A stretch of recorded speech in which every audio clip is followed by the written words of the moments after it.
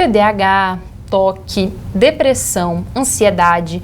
Esses são alguns dos transtornos mais buscados por adolescentes nas redes sociais. Na tentativa de entender o que eles estão sentindo, a banalização dos transtornos mentais cresce na internet, com a busca por informação. Para entender sobre esse fenômeno, vamos conversar com a psicopedagoga Cristiane Caldas. Boa tarde, Cristiane. Boa tarde, tudo bem, Liara? Cristiane, começa explicando pra gente. A gente está vivendo uma epidemia de TDAH, parece que todo mundo agora tem TDAH, ou os casos estavam subnotificados. Explica pra gente o que está acontecendo. Boa tarde a todos. O que acontece é que os estudos a respeito da saúde mental, a respeito dos transtornos, se amplificaram. Hoje a gente tem muito mais estudos a esse respeito e com mais conhecimento acerca deles, é possível notificar melhor, é possível identificar melhor os transtornos.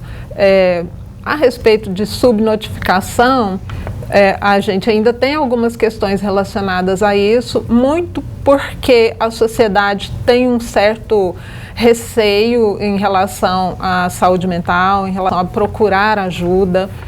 Ainda existe muita resistência por parte, principalmente das famílias. Então, a gente precisa falar mais sobre esse assunto para que as pessoas se sintam mais à vontade, mais tranquilas para buscar ajuda. E qual é a melhor idade para fazer o diagnóstico e começar o tratamento? As crianças que têm TDAH do tipo hiperativo, elas vão manifestar sinais e sintomas do transtorno muito cedo, desde bem pequeninhas. Isso não significa que o diagnóstico possa ser feito tão primariamente, tão precocemente, mas a intervenção, o olhar para isso já pode acontecer desde muito cedo. A idade melhor para se fazer o diagnóstico é a partir dos 7 anos, desde que essa criança não tenha respondido a outras intervenções, como uma terapia comportamental, por exemplo. Os sintomas do TDAH, eles são diferentes em crianças e adultos? São bastante diferentes, são diferentes entre crianças também. Por exemplo, há o TDAH do tipo desatento, né? Não necessariamente essa criança, essa pessoa vai ter uma agitação motora. As dificuldades são voltadas mesmo para a concentração e para a atenção.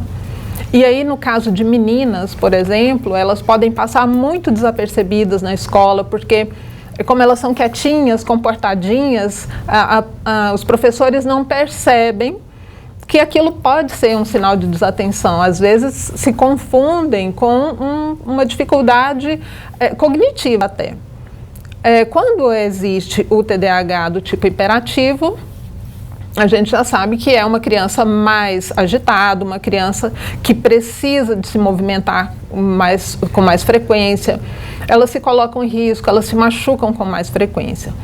À medida que crescem, as pessoas, de modo geral, não só as pessoas que têm transtorno, mas as pessoas desenvolvem estratégias para o dia a dia, né, para suprir as suas limitações. Todos nós temos algum tipo de limitação, alguma área em que nós precisamos criar estratégias para continuar vivendo adequadamente. Então, os adultos, eles conseguem ir criando essas estratégias e os sintomas na vida adulta costumam ser mais, assim, aquele parente que todo mundo sabe que vai perder a hora no compromisso, aquele que vai esquecer o evento, né? Então, às vezes, o adulto fica mais taxado como o irresponsável, como o esquecido, como o procrastinador, né? E quando vem o diagnóstico, costuma ser libertador, porque a pessoa entende que não é, né? Não tem nada a ver com os rótulos que ela foi adquirindo com o tempo.